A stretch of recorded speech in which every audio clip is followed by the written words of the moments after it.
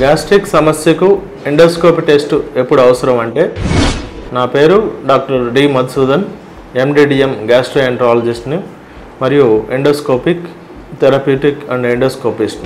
Gastric సమస్యలు కడుపు ఉబ్బరం కానీ, కడుపు నొప్పి కానీ, మరియు కడుపులో మంట కానీ ఇలా రకరకాల కారణాలు వస్తూ ఉంటాయి. వాటికి ఎండోస్కోపీ టెస్ట్ చేసి మనం తగిన జబ్బుని గుర్తించవలసి వస్తుంటుంది. ముఖ్యంగా హెలికోబాక్టర్ పైలోరి బ్యాక్టీరియా అనే ఇన్ఫెక్షన్, మరియు కొందరు కడుపులో పుండ్లు అల్సర్స్ అంటాము, మరియు కడుపులో గడ్డలు కూడా ఉండే అవకాశం ఉంటుంది. సో క్యాన్సర్ గడ్డలు ఎప్పుడు ఉంటాయంటే వయసు 50 సంవత్సరాలు దాటిన తర్వాత మనం ఎండోస్కోపీ చేయవలసి వస్తుంది. తర్వాత గ్యాస్ట్రిక్ సమస్యల్లో మనిషి బరువు తగ్గిపోవడం, రక్తం బాగా తగ్గిపోయి ఉండడం, ఆకలి తక్కువ ఉండడం, కడుపు బాగా బిగిచ్చేయడం, చిన్నపాటి ఆహారాన్ని కూడా తట్టుకోలేకపోవడం, ఇలాంటి లక్షణాలు అన్నీ ఉన్నప్పుడు క్యాన్సర్ లక్షణంగానే ఉండొచ్చు.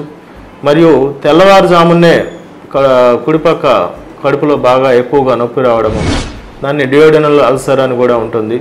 ఇలా అల్సర్ లక్షణాలు ఉన్నప్పుడు కానీ మరియు క్యాన్సర్ లక్షణాలు ఉన్నప్పుడు మనము ఈ యొక్క ఎండోస్కోపీ టెస్ట్ అనేది చేయడం చాలా ముఖ్యము.